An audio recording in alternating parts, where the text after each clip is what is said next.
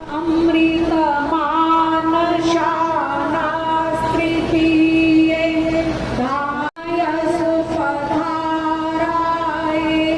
अस्मान् विश्वानि देववयुनानि विद्वान् यो योध्यस्मज्जोराणमेनो भूयिष्ठान्ते नमः उक्तिं विधेम। इस कार्यक्रम का शुभारंभ एक ईश भक्ति के भजन के द्वारा होगा। भजन के लिए मैं सर्वप्रथम आमंत्रित करती हूँ श्रीमान गिरजेश कुमार जी को कि वो आए और अपना एक सुंदर सा भजन रखें। वो कह रहा है कि बजकर 10 मिनट हुए हैं, तो कह रहा है ये क्या मतलब, बजकर 10 मिनट हुए हैं? बोले हाँ बजकर 10 मिनट हुए हैं। बोले वो कैसे है? कह रहा है यार घंटे की सुई नहीं है, मिनटों में काम चलाना। तो इसलिए अब कुछ मिनट के कार्यक्रम प्रारंभ हो रहे हैं। आप लोग समय का ध्यान रखते हुए। बहुत साफ सुथरा है वैदिक धर्म, बहुत साफ सुथरा है वैदिक धर्म। चलो आओ मिलकर, चलो आओ मिलकर बढ़ाए कदम। बहुत साफ सुथरा है वैदिक धर्म, बहुत साफ सुथरा है वैदिक धर्म। निराकार प्रभु है सब में समाया, निराकार प्रभु है सब में समाया। सभी जब है अपने कोई ना पराया, तजो द्वेष मन से, तजो द्वेष मन से धर्म हो नियम। बहुत साफ सुथरा है वैदिक धर्म, बहुत साफ सुथरा है वैदिक धर्म। आवागमन का यहाँ सिलसिला है, आवागमन का यहाँ सिलसिला है। मुश्किल से हमको ये नर्तन मिला है, फल पाया वैसा था, फल पाया वैसा था जैसा कर्म। बहुत साफ सुथरा है वैदिक धर्म, बहुत साफ सुथरा है वैदिक धर्म। अभय राम ने की कमाए चला जा, अभय राम ने की कमाए चला जा। ये ज्योति दिलों में जलाए चला जा, इसी से मिलेगा, इसी से मिलेगा तुझे सुख परम। बहुत साफ सुथरा है वैदिक धर्म, बहुत साफ सुथरा है वैदिक धर्म।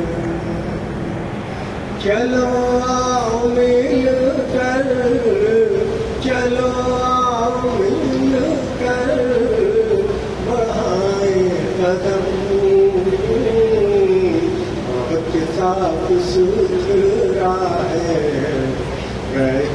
धर्म बहुत साफ सुथरा है वैदिक धर्म। जय हो। रखा था। गुरुकुल की बात ही अलग है, क्योंकि वो जड़ से चलता है, वो रूट से चलता है।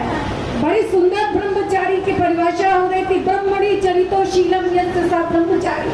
ब्रह्म में जो विचरण करता है, ज्ञान में जो विचरण करता है, कर्म में जो विचरण करता है, वही शक्ति को जो संचित करता है, वही ब्रह्मचारी है।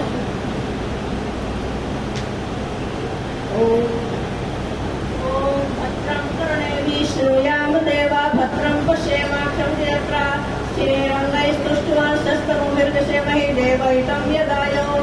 ओम शांति शांति शांति ओम।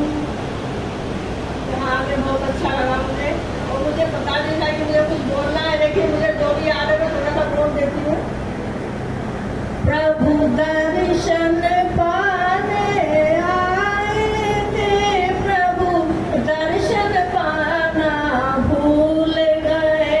प्रभु दर्शन पाने आए थे, प्रभु दर्शन पाना भूल गए। वेदों की डगर पर जाना था, उस पथ पर जाना भूल गए। वेदों की डगर पर जाना था, उस पथ पर जाना भूल गए।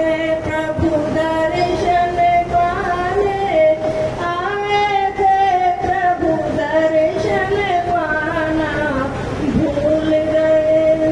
यम नियमों के साधन द्वारा अपने को निर्मल कर न सके, ऋषियों की भांति ज्योति से ज्योति को मिलाना भूल गए।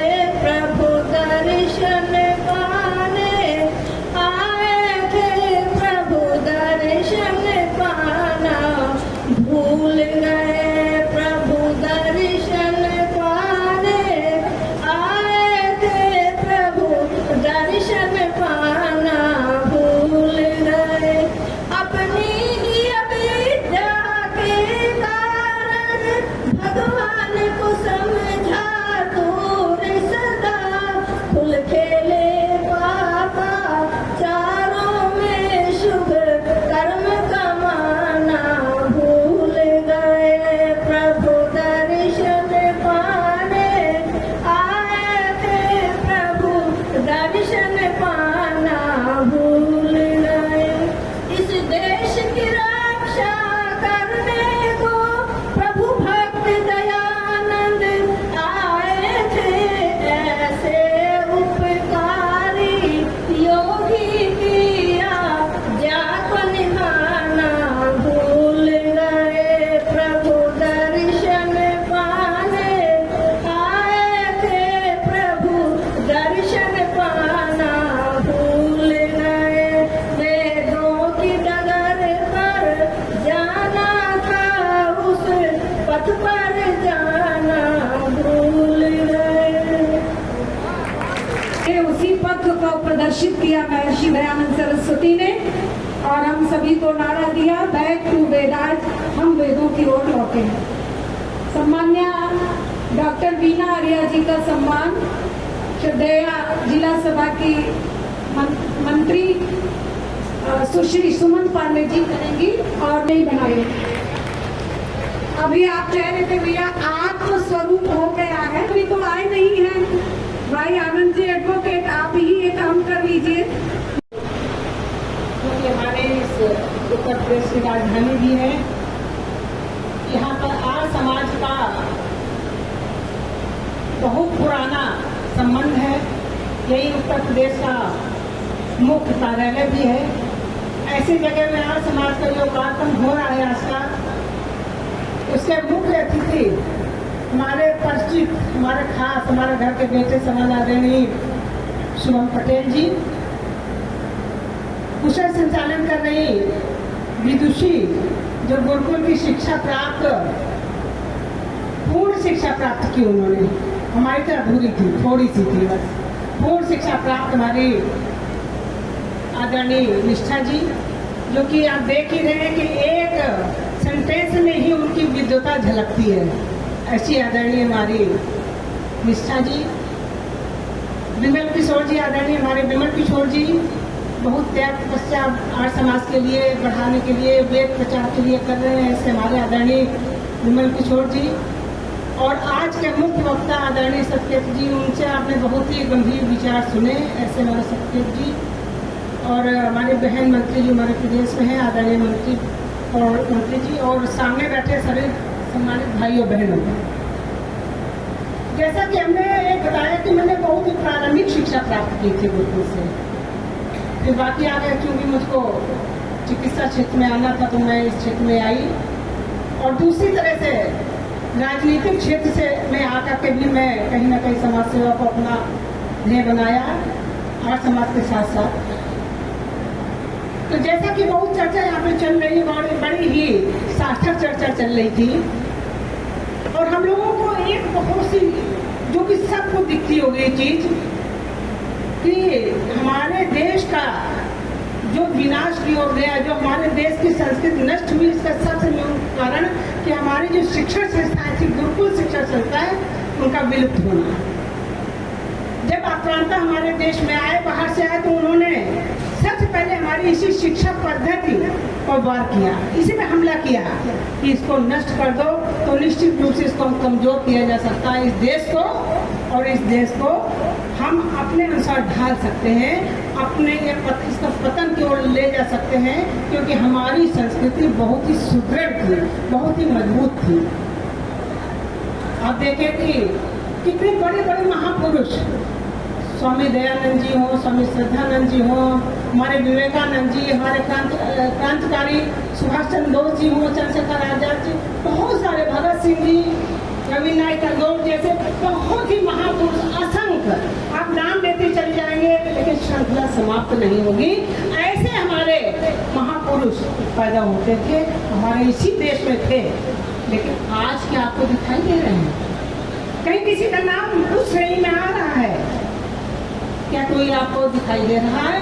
क्यों? आखिर ये शिक्षा का ही असर है। ऐसी शिक्षा फैली है कि हमारी शिक्षा सिर्फ और सिर्फ पैसा कमाने की मशीन बन गई। शिक्षा ग्रहण करने के बाद हमको कितना पैकेज मिलेगा, हमारी कितनी अच्छी सर्विस मिल लगेगी, और जो बिजनेस में भी गए हैं, जो व्यवसाय भी कर रहे हैं, इतना मिलावट करके ज्यादा से ज्यादा मुनाफा कमा ले, ये सारी बुराइयां इतनी फैल चुकी है हमारे इस देश में। यही कारण कि हमारे देश का जो पतन हो रहा है, आप साक्षात देख रहे होंगे, जो सद्गुण है कहीं किसी में दिख नहीं रहे। तो इस समय आवश्यकता है गुरुकुल की, गुरुकुल शिक्षा की आवश्यकता है, और जो गुरुकुल से पढ़ के आता है तो निश्चित रूप से उसके संस्कार ऐसे होते हैं कि जो अभी अवगुण बता गए, जो हमारे देश को कमजोर करने वाले, अपने समाज को कमजोर करने वाले जो चीजों के उनके वो विरत होते हैं, वो चाह कर कभी भी उनके कदम उस तरफ नहीं बढ़ेंगे कि हम किसी के साथ धोखा करें, किसी भी हम जान के अपने कमाने के लिए, अपनी ज्यादा कमाई के लिए हम किसी के साथ धोखा करें, किसी का पैसा हम हड़पे, या हम घूस ले करके गलत सलत काम करें। इस तरह का किसी के मन में नहीं आती भावना। हमारे अगर हमारे अंदर मन में ये आ जाए कि हमको जो सैलरी मिलती है, हमको जो हमारी जो अच्छी इनकम होती है, उससे हम अगर अपना घर चलाना हमको आ जाए, उससे अगर हम प्रण कर लें कि हमको उसी से घर चलाना है, तो निश्चित रूप से कहीं न कहीं फिर से हमारा जो सतयुग था, जिसको सतयुग कहते हैं, रामराज कहते हैं, उसका प्रारंभ होना जरूरी है, आवश्यक है। और एक चीज से नहीं होगी, क्योंकि जो व्यक्ति अपने छोटी सी तनख्वाह से काम चलाना चाहेगा, लेकिन जहाँ जाएगा उसको बिना पैसे दिए अगर काम नहीं होगा, स्कूलों में जाएगा, लंबी लंबी फीस पड़ेगी, अपने बच्चों को अच्छा नहीं पढ़ा पाएगा, तो फिर निराश होकर के वो उसी धारा में बह निकलेगा। तो ये पूरा ढांचा ही सही करने की आवश्यकता है।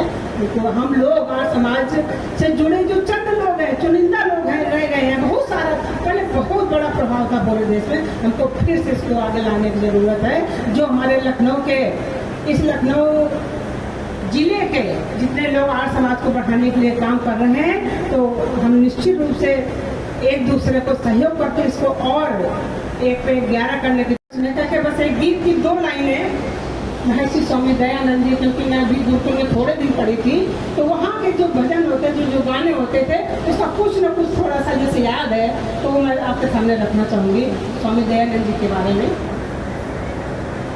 एक देव दयानंद आया, एक देव दयानंद आया, सच्चे शिव का ज्ञान कराया, वेदों का संदेश सुनाया, जगत में धूम मची, जगत में धूम मची मेरी बहनों।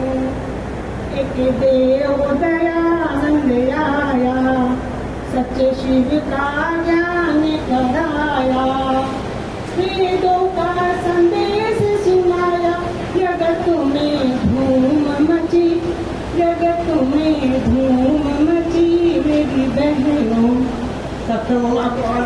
शिक्षा कहाँ से दे दूंगा? उसी का ही कहना था कि भाई भारतीय वेशभूषा से, आकार प्रकार से तो वही प्रतीत होंगे, लेकिन इनकी आत्मा को मैं बदल दूंगा। किसी देश की धारा को बदलना है तो उसकी शिक्षा को बदल दीजिए, वो स्वयं ही बदल जाती है। तो आज शिक्षा जो दी जा रही है वो पढ़ाने के लायक नहीं है, है ना। बड़े बड़े ऊंचे ऊंचे भवन बन रहे हैं, अट्टालिकाएं बन रहे हैं, बिल्डिंग बन रहे हैं, लेकिन उनमें रहने वाले मानवों का निर्माण केवल और केवल गुरुकुल शिक्षा में ही नीत है और किसी भी शिक्षा में नीत नहीं है। जैसे आप कह रही थी कि अन्याय अधर्म से इंजीनियर बना रहे, क्यों? पैसा कमाओगे, बनाओ कच्चे पक्के पुल, गिरे लोग मरे, है ना। डॉक्टर बनाओ, किडनी निकाले बेचे। ये शिक्षा गुरुकुल में ये नहीं सिखाया जाता, वहाँ आचरण की शिक्षा। आपने परिभाषा सुनी ना सत्यकेतु जी से, आचरण की आचरण की जो शिक्षा देता है वही तो आचार्य होता है। आचरण की बुद्धि विद्या, बुद्धि का जो चयन करता है, सारे वर्णों का चयन, उनकी प्रवृत्ति रुचि देख करके ब्रह्मचारियों का आचार्य और आचार्य निर्णय करते थे। जिसकी पढ़ने पढ़ाने में है वो ब्राह्मण, जिसकी अन्याय से रक्षा में है क्षत्रिय, है ना, और जो धन के अर्जन में है। लेकिन आज अन्याय, अन्याय का अर्थ करिए संधि विच्छेद, अन्य आय। ये विधि तो सैलरी है ही है, अन्य आय कितनी है आपकी? अन्याय से ही अन्य आय उपार्जित करते हैं और फिर सड़ के मरते हैं। इसलिए भवन बन रहे हैं, गमन हो रहा है, ये उत्थान है या पतन हो रहा है। वो शिक्षा गई जो बनाती थी दुनिया, वो शिक्षा गई जो बनाती थी मानव, वो शिक्षा का पठन हो रहा है। भवन बन रहे हैं, गमन हो रहा है, ये उत्थान है या पतन हो रहा है। आज हम लोग भ्रम में हैं, अन्य ऐसे समझ रहे बहुत उत्थान में है, लेकिन जब पूरा हो जाएगा ना तो पतन ऐसा होगा कि आप सोच भी नहीं पाओगे। इसलिए मैं अधिक समय न लेती हुई, जैसे मोबाइल के लिए आचार्य जी कह रहे थे कि मोबाइल ही आत्मा है, ऐसे ही आज के कलियुग का अमृत चाय है। चाय पानम महापानम मर्त्य लोके रसायनम, ते पिबन्ति नराः नित्यम ते यान्ति परमं पदम्। तो चाय पान की व्यवस्था है, आप लोग बैठे बैठे वही चाय की चुस्कियों का आनंद लीजिए। और हमारे मुख्य अतिथि महोदय अब आप सभी लोगों को संबोधित करेंगे। ये हमारे सौभाग्य की बात है कि सब वैदिक संस्कृति के आचरण में पालित पोषित, चाहे मुख्य अतिथि हो, चाहे मुख्य वक्ता हो, चाहे हमारी बहन डॉक्टर बीना जी हो, सभी यहाँ उसी संस्कृति से जुड़े हुए लोग अपना उद्बोधन दे रहे हैं और उसका प्रभाव आप अवश्य ही समझ रहे होंगे। गुरुकुल परंपरा से जो बच्चे पढ़ रहे हैं श्रीमद दयानंद बाल सदन के, उनका प्रोग्राम देखा आपने। समय बचेगा तो और कर दिया जाएगा। जब तक अगले शिफ्ट के लोग नहीं आते हैं तब तक तो हमारा मंच अभी शिफ्ट ही है। धन्यवाद।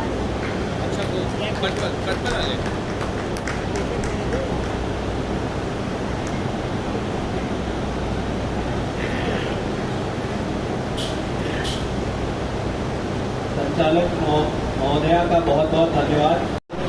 आयोजन का मुझे प्रतिभाग करने का अवसर प्राप्त हुआ और मैं ये कहना चाहूँगा कि सबसे पहले तो मंच पर जो उपस्थित लोग हैं, मैं उनसे अपनी वाणी को प्रारंभ करना चाहूँगा कि हमारी आदरणीय डॉक्टर बीना आर्या जी, आप से मेरा परिचय काफ़ी पुराना है और मेरी जो माता जी हैं गीता पटेल जी, वो आपकी बहुत अच्छी मित्र हैं। तो हमारे पारिवारिक संबंध हैं। तो यहाँ पर आकर मुझे बहुत ही सुखद अनुभव हुआ कि आप भी यहाँ पर मंच पर आसीन हैं। हमारी वक्ता जो हमारी संचालिका हैं निष्ठा जी, आपने बहुत ही सुंदर अब तक इसका संचालन किया है, मंत्रमुग्ध कर रखा है आपने सभी लोगों को। और हमारे जो मुख्य वक्ता हैं सत्यकेतु जी, जो कि प्रोफेसर भी हैं लखनऊ यूनिवर्सिटी में, तो आपके जो विचार हैं, आपने जिस तरीके से अपनी वाणी को रखा, तो अवश्य ही आपने बहुत ही अच्छे तरीके से कम समय में बहुत सारी बातों को आपने कवर किया, जो हमारे वैदिक रीतियों को लेके और हमारी जो ज्ञान और एजुकेशन पॉलिसी है उसको लेकर क्या उसमें सुधार की आवश्यकता है और समाज में क्या सुधार की आवश्यकता है, उस पर भी आपने प्रकाश डाला। तो इसी कड़ी में जो कई बातें जो वक्ताओं द्वारा अब तक आपको बता दी गई हैं, तो मैं बस कुछ और बातें जो मेरे मन में हैं उन पर कुछ प्रकाश डालना चाहूँगा। देखिए, जहाँ तक मेरी समझ है, क्योंकि मैं ये तो नहीं कह सकता कि मैं गुरुकुल का छात्र रहा हूँ, परंतु मेरे घर परिवार में मेरी माताजी अवश्य ही वो गुरुकुल प्रणाली से जुड़ी हुई रही हैं और बचपन से हमने आर्य समाज का साहित्य, आर्य समाज की पुस्तकें बचपन से पढ़ी हैं। और मेरा स्वयं में मेरा ये अनुभव रहा है कि जो भी हमारे समाज के जो अपभ्रंश हैं, जो कुरीतियाँ हैं, उन सभी के ऊपर यदि हमें उचित मार्गदर्शन चाहिए, तो उसके लिए हम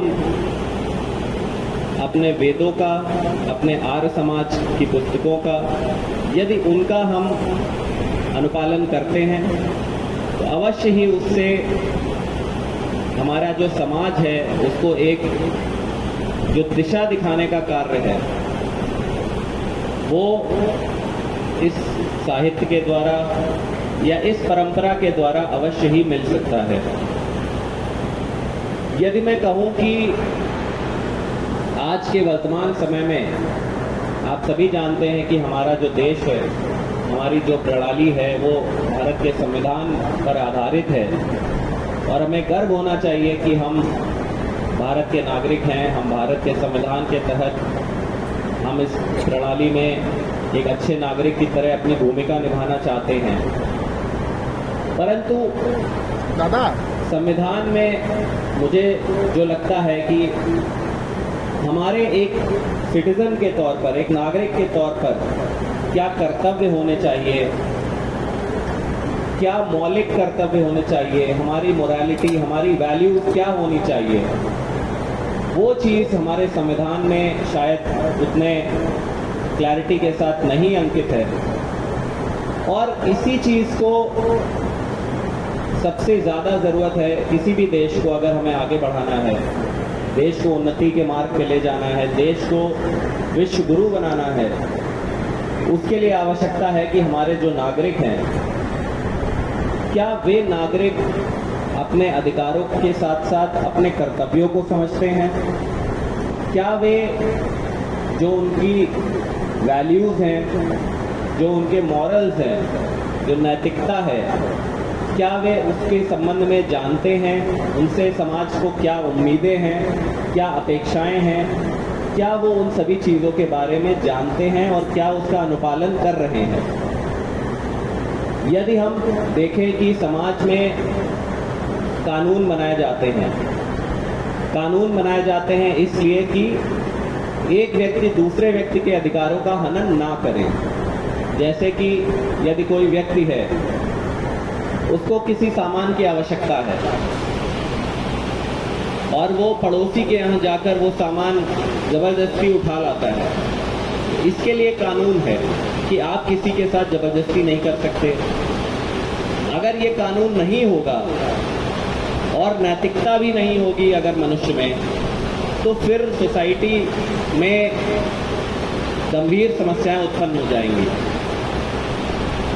तो आप यदि देखें कि ब्रिटिश हुकूमत के पहले सोसाइटी में जो इस तरह के कानून थे, इनकी आवश्यकता नहीं थी, क्योंकि लोग अपनी नैतिकता के आधार पर, अपनी जो सामाजिक दायित्व थे उनके आधार पे जीवन यापन करते थे। अपने घर को, अपने समाज को, अपने गांव को, अपने शहर को, देश को, वो अपने जो नैतिकता वाले मूल्य थे उनके आधार पर वे लोग अपना जीवन यापन करते थे। बाद में जैसे जैसे ब्रिटिश प्रणाली आती है तो हम लोग देखते हैं कि हमारी जो शिक्षा पद्धतियां हैं वो भी लगातार चेंज होने लगती हैं। आज हम देख रहे हैं, जो कि हमारी संचालक महोदया ने भी कहा, कि जो समाज में नैतिकता है उसका काफ़ी हद तक पतन हो चुका है। मनुष्य को सिर्फ उतना ही संचय करना चाहिए जितना वो नैतिक मूल्यों के साथ संचय कर पाए। दूसरे का हानि करके या दूसरे का बुरा करके यदि वो कुछ संचय करता है तो वो ना उसके खुद के लिए अच्छा है, ना उसके परिवार के लिए अच्छा है, और समाज के लिए तो कतई नहीं अच्छा है।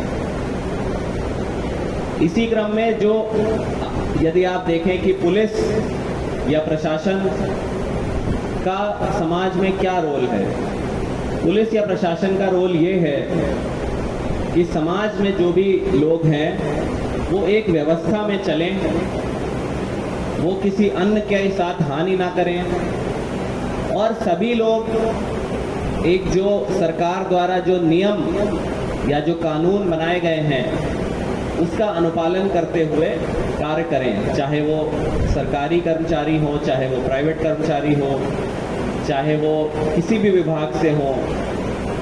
सभी के लिए ये नियम बनाए जाते हैं सरकार द्वारा।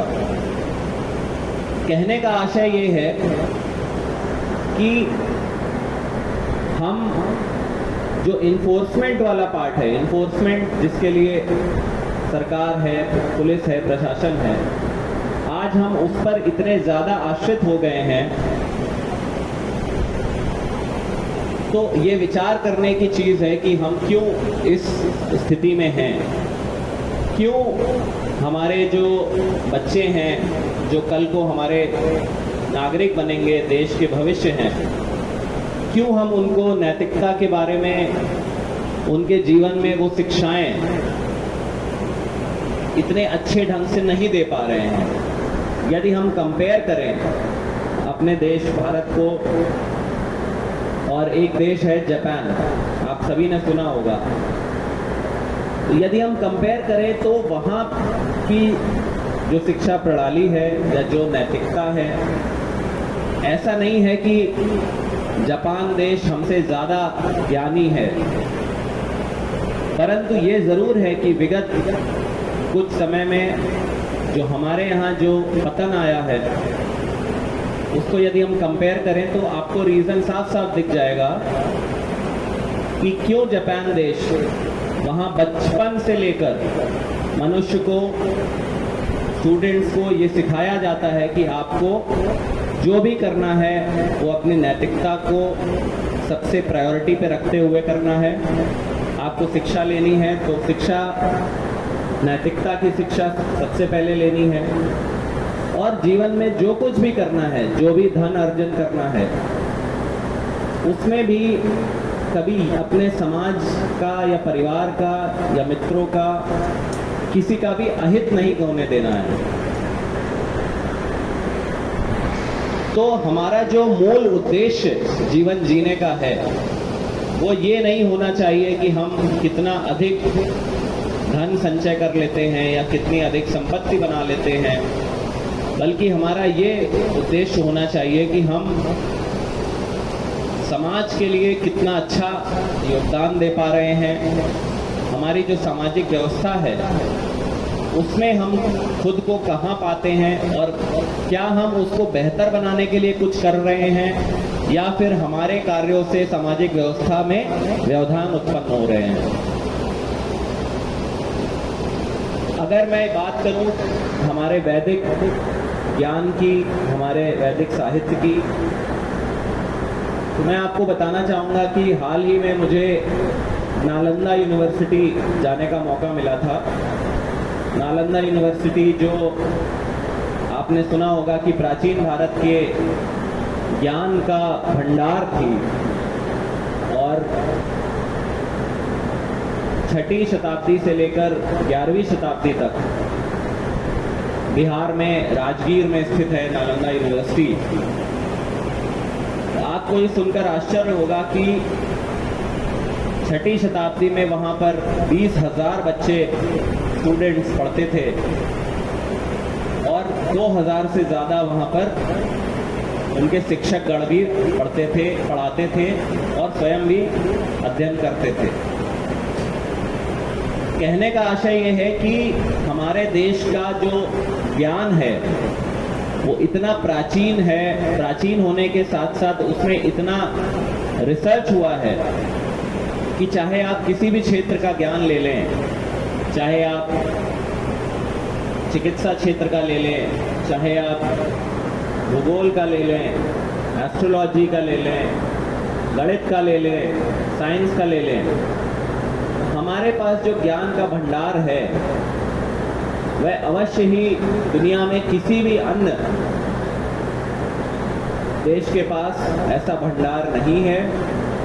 और हमें इस बात पे गर्व होना चाहिए कि हमारा जो देश है वो इतना प्राचीन सभ्यता का देश है, और हम सभी इस देश के नागरिक हैं, और हमें अपनी प्राचीन सभ्यता से जुड़ाव महसूस करते हुए उसके बारे में पढ़ना चाहिए, उस ज्ञान के बारे में पढ़ना चाहिए, और उसके जो पॉजिटिव चीज़ें हैं उनको अपने जीवन में किस तरह से हम उतार पाते हैं, अपने स्वयं के जीवन में, अपने परिवार के जीवन में, अपने समाज के जीवन में, इस पर हमें निरंतर विचार करना चाहिए।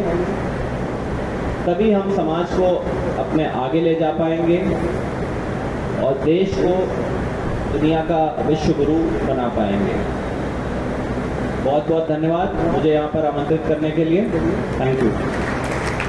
हमारे बीच में श्रीमान गणेश प्रसाद जी, जीपी अस्थाना जी, जो कृषि विश्वविद्यालय फैजाबाद यूनिवर्सिटी में आप निदेशक के पद से अवकाश प्राप्त हैं, और आप भी वैदिक विचारों के धनी हैं, और समय अब इजाज़त नहीं देता, नहीं तो आपको भी हम उद्बोधन के लिए समय देते।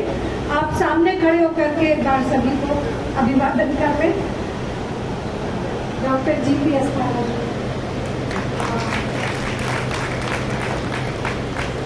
सभी आचार्यगण हमारे बीच में आए। आचार्य अग्निदत्त जी, आचार्य प्रेमदत्त जी, भोलानाथ तिवारी जी, डॉक्टर आचार्य सत्यकाम जी और सभी आर्य समाजों के प्रतिनिधि जी, शिवशंकर वैश्य जी, संपादक आर्य मित्र और सभी आर्य समाजों के प्रतिनिधिगण, सभी का बहुत बहुत हार्दिक धन्यवाद है। अभी तक अगली शिफ्ट के लोग दिखाई नहीं दिए हैं, तो आइए एक दृष्टांत सुनाकर कार्यक्रम को विराम की ओर ले चलेंगे। अच्छा, आ गए क्या? आ गए। अच्छा, आ गए हैं भैया। तो थोड़ा सा उन्होंने भी 5-10 मिनट लेके मंच खाली किया था, तो हम लोग भी उपसंहार करने जा रहे हैं। उसके बाद शांति पाठ हो जाएगा और आप आकर व्यवस्थित हो जाइएगा। मेरा ये दृष्टांत जरा आनंद जी रिकॉर्ड कर लीजिएगा। गुरुकुल संस्कृति की बात चल रही है और माता पिता जो है वो अपने संस्कारों से हमें सुसज्जित करते हैं, लेकिन जो आचार्य लोग होते हैं वो हमको अपने व्यावहारिक ज्ञान से आप्लावित करते हैं। जैसा कि आप आचार्य शब्द की परिभाषा सुन रहे थे, आचार्य कस्मात्, आचार्य कौन है? आचारम ग्राह्यति स आचारा, जो आचरण की शिक्षा सिखाता है, आचरण देता है, वो आचार्य होता है। और जो 3 रात्रि पर्यंत अपने गर्भ में रखता है, जब वो जाता था, उपनयन संस्कार होता था, तो उसके जीवन से आचार्य 3 शत्रुओं को मिटाता था, अज्ञान, अन्याय और अभाव। और ऐसे कहा गया है कि 7 और 8 वालों को घर छोड़ देना चाहिए। 8 वर्ष का जब बालक हो जाए या बालिका हो जाए तो उसको गुरुकुल में प्रवेश करा देना चाहिए, और 60 साल का व्यक्ति घर में हो जाए, यानी घर में जब 2 पिता हो जाए तो एक पिता को घर का त्याग कर देना चाहिए, वनों में चले जाना चाहिए, वानप्रस्थ आश्रम में चला जाना चाहिए। नहीं, घर में भी वानप्रस्थी होकर के रह सकता है, उन्हें घर की चीजों में लिप्त न हो, घर की जिम्मेदारियों से मुक्त हो करके वैचारिक मुक्तता से घर में भी रह सकता है। तो इसलिए आचरण से कैसे, बस एक दृष्टांत कहते हैं कि एक गांव में कथा चल रही थी। वहां एक महात्मा जी सत्संग कर रहे थे। एक सज्जन जो प्रतिदिन के उस कथा के श्रोता थे, उन्होंने अपने घर में एक तोता पाल रखा था। तो वो दंपति जब कथा सुनने के बाद घर में प्रवेश करते थे तो वो तोता पूछता था कि आप लोग रोज मुझे छोड़कर कहाँ चले जाते हो? तो उन दंपति ने कहा कि यहाँ पर एक महात्मा आए हैं और बड़ा अच्छा सत्संग कर रहे हैं, बड़ा अच्छा ज्ञान दे रहे हैं, हम लोग उन्हें सुनने के लिए चले जाते हैं। तो वो तोते ने कहा, आप लोग वहाँ से क्या ज्ञान लेकर के आते हैं? महात्मा जी आपको क्या उपदिष्ट कर रहे हैं? तो उन्होंने कहा कि संसार के बंधनों से कैसे मुक्त हो, इस बारे में महात्मा जी बहुत अच्छा संदेश देते हैं। तो तोते ने कहा, तो एक प्रश्न उनसे मेरा भी पूछ लेना कि मैं इस पिंजरे से कैसे मुक्त हो सकता हूँ। तो उन्होंने कहा ठीक है। अब वो लोग गए, उस दिन समापन सत्र था, सारे लोग कथा सुन करके चले गए और वही महोदय वहाँ पर बैठे रहे कथा के बाद भी। तो महात्मा जी ने उनसे पूछा कि आप लोग अभी तक क्यों बैठे हैं? कथा तो समाप्त हो गई, सारे लोग चले गए, आप क्यों बैठे हैं? तो उन्होंने कहा कि मेरे घर में महाशय जी एक तोता पला है और उसने एक प्रश्न आपसे पूछा है, उसका उत्तर आप बता दीजिए। तो बोले क्या प्रश्न है? तोते ने कहा है कि मैं इस पिंजरे से मुक्त कैसे हो सकता हूँ जिस पिंजरे में वो बंद रहता है। महात्मा जी ने उसका जैसे ही प्रश्न सुना, उन्होंने आंखें बंद की, गर्दन ऐसे ऐसे हिलाई, हाथ ऐसे ऐसे पटके और एकदम जैसे मृत प्राय से लेट गए। अब वो लोग घबरा गए महात्मा जी को देख करके और वहां से वो तुरंत उठकर चल दिए। और जैसे ही घर पहुंचे वैसे ही तोते ने उनसे पूछा है मेरे प्रश्न का उत्तर ले आए महात्मा जी से। तो वो लोग बड़ी तेज से तोते के ऊपर चिल्ला पड़े, कहने लगे चुप रहो, तुम्हारा प्रश्न था या बंदूक की गोली? बोले क्या हुआ? बोले ऐसा प्रश्न पूछा तुमने जिसको पूछते ही महात्मा जी, डॉक्टर अनामिका जी आप मुझ पर आ जाए, जिसको पूछते ही वो बेहोश हो गए, मर गए, वो महात्मा जी तो दुनिया से चल बसे। तो वो बोले कि तो बस ये बात सुनते ही बोले कैसे मरे? कहा तुम्हारा जैसे ही प्रश्न उनको बताया उनकी आंखें बंद हो गई, गर्दन फड़फड़ाई, हाथ पैर फड़फड़ाए, मृत प्राय। बस ये सुनते ही तोते ने भी महात्मा वाली एक्टिंग करी, आंखें ऐसे ऐसे करी और ऐसे ऐसे गर्दन हिलाई। बस फिर क्या था, उस दंपति ने उस तोते को पिंजरे से निकाला, बड़ा दुख हुआ और जा करके घूर जो होता है उस घूर पर उसको छोड़ा। और जैसे घूर पर छोड़ा वैसे ही उड़ करके वो तोता उनके घर की मुंडे पर बैठ गया। तो कहा अरे तुमने तो हमें धोखा दिया, हमें धोखा कैसे दे दिया? तोता ने कहा धोखा नहीं दिया है, जा करके देखो महात्मा जी भी अभी जिंदा है। बोले वो कैसे? कहा देखो आपको वो थ्योरी में तो बता नहीं सकते थे क्योंकि तुमने ही तो हमें पाल रखा है। वो थ्योरी में मुझे बता देते तो मैं तो पिंजरे से मुक्त हो ही नहीं पा सकता, कभी नहीं हो सकता था। तो उन्होंने मेरे प्रश्न का समाधान थ्योरी में न बता करके प्रैक्टिकल में बता दिया, इसीलिए आज मैं पिंजरे से मुक्त हो गया। तो इसी तरह से जो माता पिता हैं, जो आचार्य हैं, वो व्यावहारिक ज्ञान दे करके अपने आचरण के द्वारा अपने संतानों को और अपने ब्रह्मचारियों को, अपने शिष्यों को ज्ञान से आप्लावित करते हैं।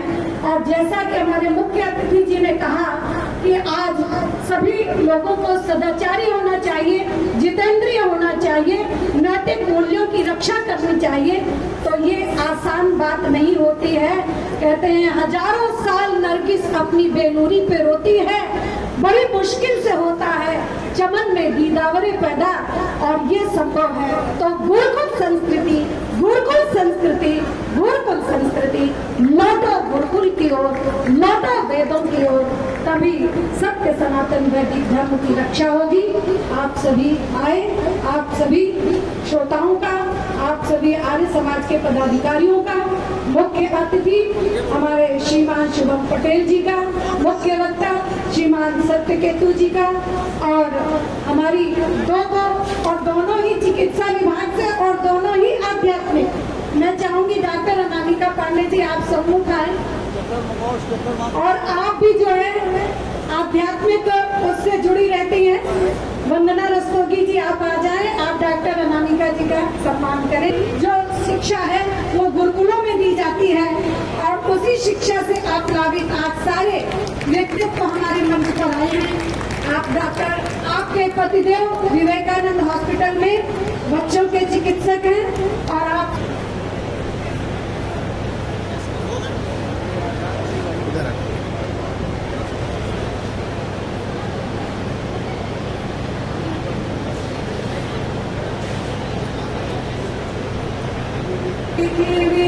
शांति आपा शांति रोषधया शांति वनस्पतया शांतिर्विश्वे देवाः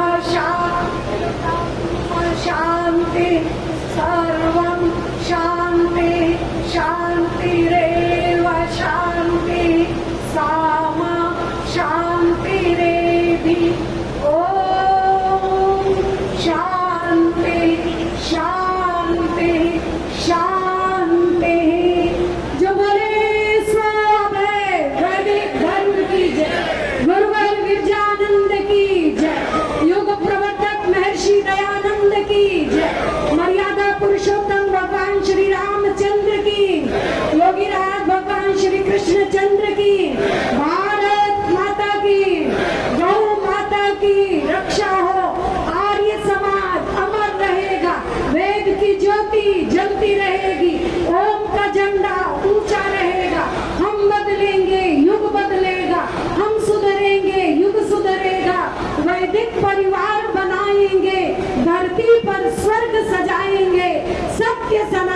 वैदिक धर्म की जय। वैदिक अभिवादनम सबको